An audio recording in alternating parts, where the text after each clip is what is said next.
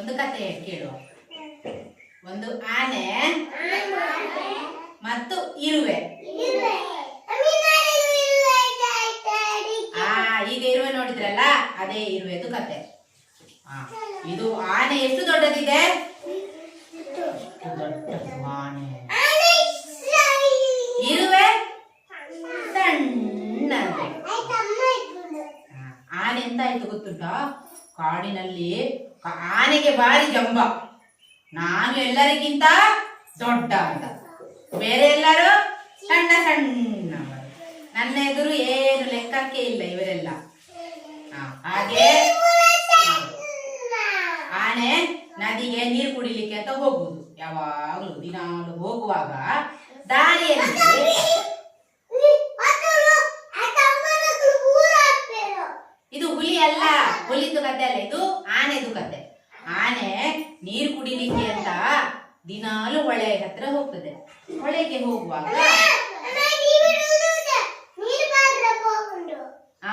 ನೀರು ಕುಡಿಲಿಕ್ಕೆ ಹೋಗುದು. ಎಲ್ಲಿಗೆ ಹೋಗುದು? ಗುಡ್ಡೆಯಲ್ಲಿ ಹೊಳೆ ಇರ್ತದೆ ಒಂದು. ನದಿಯ ಹತ್ರ ಹೋಗುದು. ಅದೇ ಆ ನದಿಗೆ ಆನೆ ನೀರು ಕುಡಿಲಿಕ್ಕೆ ಅಂತ ಹೋಗುದು. ಆಗ ಹೌದು, ಅದಕ್ಕೆ ಬಾಯಾರಿಕೆ ಆಗ್ತದೆ. ಅದೇ ರೀತಿ ಅದು ಹೋಗುವಾಗ ಹೌದು, ಸೊಂಡಿಲಿನಲ್ಲಿ ಹೀಗೆ ನೀರು ತೆಗೆಯುವುದು, ಕೊಳ ಕೊಳ ಕೊಳ ಕೊಳ ಕೊಳ ಕೊಳ ಅಂತ ಕುಡಿಯುವುದು ಆನೆದು. ಇದು ನೋಡಿ, ಸೊಂಡಿಲುಂಟಲ್ಲ ಇದು, ಆ ಸೊಂಡಿಲನ್ನು ನದಿಗೆ ಹಾಕ್ತದೆ. ಅದರಲ್ಲಿ ನೀರು ಫುಲ್ ಹೇಳ್ಕೊಳ್ತದೆ. ಆಮೇಲೆ ಕುಡಿಯುವುದು ಕೊಳಂ ಕೊಳಂ ಕೊಳಂ. ಇದು ಆನೆ ದೊಡ್ಡದುಂಟಲ್ಲ, ಆನೆಗೆ ಬಾರಿ ಜಂಬ. ನನಗೆ ಎಲ್ಲರೂ ಹೀಗೆ ನನಗೆಲ್ಲರೂ ನಮಸ್ತೆ ಅಣ್ಣ, ನಮಸ್ತೆ ಸಾರ್ ಅಂತ. ಅದಕ್ಕೆ ಒಂದು ಮರದಲ್ಲಿ ಕಾಗೆ ಕೂತ್ಕೊಂಡಿರ್ತದೆ. ಕಾ ಕಾ ಕಾ ಕಾ ಕಾ ಅಂತ. ಆಗ ಆನೆ ಹೇಳ್ತದೆ, ಓ ಕಾಗೆ, ನಾನು ಬರುದು ನಿನ್ಗೆ ಕಾಣಿಸುದಿಲ್ವಾ? ಸಲ್ಯೂಟ್ ಮಾಡು, ನನಗೆ ಸಲ್ಯೂಟ್ ಮಾಡು, ಸ್ವಲ್ಪ ಗೌರವ ಕೊಡು, ಕಾ ಕಾ ಕಾ ಮಾಡುದ.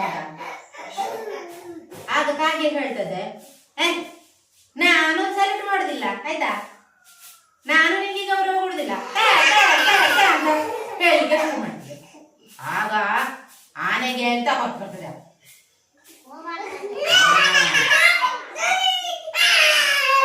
ಆನೆಗೆ ಕೋಪ ಬರ್ತದೆ. ಆನೆ ಎಂತ ಮಾಡ್ತದೆ? ಕಾಗೆ ಕೂತ ಮರವನ್ನು ಕಡ ಕಡ ಕಡ ಕಡ ಕಡ ಕಡ ಅಂತ ಅಲ್ಲಾಡಿಸಿ ಕಾಗೆಯ ಗೂಡನ್ನು ಬಡಕಂತ ಕೆಳಗೆ ಹಾಕಿ ಬಿಡ್ತದೆ. ಕಾಗೆಗೆ ನನ್ನ ಗೂಡೆಲ್ಲ ಒಡೆದಾಕಿತ್ತು ಆನೆ ಅಂತ. ಆನೆ ಇದು ಎಷ್ಟು ಜೋರುಂಟಲ್ಲ, ಪಾಪ ಕಾಗೆಯ ಗೂಡನ್ನು ಒಡ್ದ. ಮತ್ತೆ ಸ್ವಲ್ಪ ಮುಂದೆ ಹೋಗ್ತದೆ. ಮತ್ತೆ ಸ್ವಲ್ಪ ಮುಂದೆ ಹೋಗುವಾಗ ಅಲ್ಲಿ ಒಂದು ಸಣ್ಣ ಇರುವೆ ಉಂಟಲ್ಲ, ಇರುವೆ ಒಂದು ದೊಡ್ಡ ಉಂಡೆಯನ್ನು ತಲೆಯಲ್ಲಿ ಹೀಗೆ ಒತ್ತುಕೊಂಡು ಹೋಗ್ತಾ ಇರ್ತದೆ ಇರುವೆ. ಆಗ ಆನೆ ಹೇಳ್ತದೆ, ಎಂತ ಮಾಡುದು ನೀನು? ಅದಕ್ಕೆ ಇರುವೆ ಹೇಳ್ತದೆ, ಅಯ್ಯೋ ಆನೆ ಅಣ್ಣ, ಈಗ ಮಳೆಗಾಲ ಬರ್ತದೆ, ಅದಕ್ಕೋಸ್ಕರ ಮಳೆಗಾಲಕ್ಕೆ ಊಟಕ್ಕೆ ನಾನು ಉಂಡೆಗಳನ್ನೆಲ್ಲ ಹಾಕಿಡ್ತಾ ಇದ್ದೇನೆ ನನ್ನ ಗೂಡಿನಲ್ಲಿ ಅಂತ. ಇರುವೆ ಯಾರಿಗೆ ಹೇಳುದು? ಆನೆಗೆ ಹೇಳುದು. ಆಗ ಆನೆ ಹೇಳ್ತದೆ, ನಿನ್ನ ಕೆಲಸ ಎಲ್ಲ ಮತ್ತೆ ಮಾಡು, ಈಗ ನನಗೆ ದಾರಿ ಬಿಡು, ಮತ್ತೆ ನಾನು ಬರುವಾಗ ಇಲ್ಲೆಲ್ಲ ಕೆಲಸ ಮಾಡಬಾರ್ದು, ನನಗೆ ಸಲ್ಯೂಟ್ ಮಾಡಿ ಹೀಗೆ ನಿಂತ್ಕೊಳ್ಬೇಕು ನೀವೆಲ್ಲರೂ ಅಂತ. ಅದಕ್ಕೆ ಇರುವೆ ಹೇಳ್ತದೆ, ನಮಗೆ ಎಷ್ಟು ಕೆಲಸ ಉಂಟು, ನನಗೆ ಇದು ಊಟ ಎಲ್ಲ ಸ್ಟೋರ್ ಮಾಡ್ಲಿಕ್ಕೆ ಉಂಟು, ನೀನು ಹೋಗು ನಿನ್ನಷ್ಟಕ್ಕೆ ಅಂತ. ಇರುವೆ ಎಂತ ಮಾಡ್ತದೆ? ಉಂಡೆಯನ್ನು ಹೊತ್ತುಕೊಂಡು ಹೋಗ್ತಾ ಇರ್ತದೆ ದಾರಿಯಲ್ಲಿ. ಆನೆಗೆ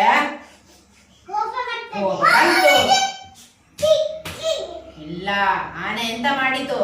ನದಿಗೆ ಹೋಯ್ತು, ಒಂದು ಸೊಂಡಿಲು ಫುಲ್ಲು ನೀರು ತುಂಬಿಸಿಕೊಂಡು ಬಂತು.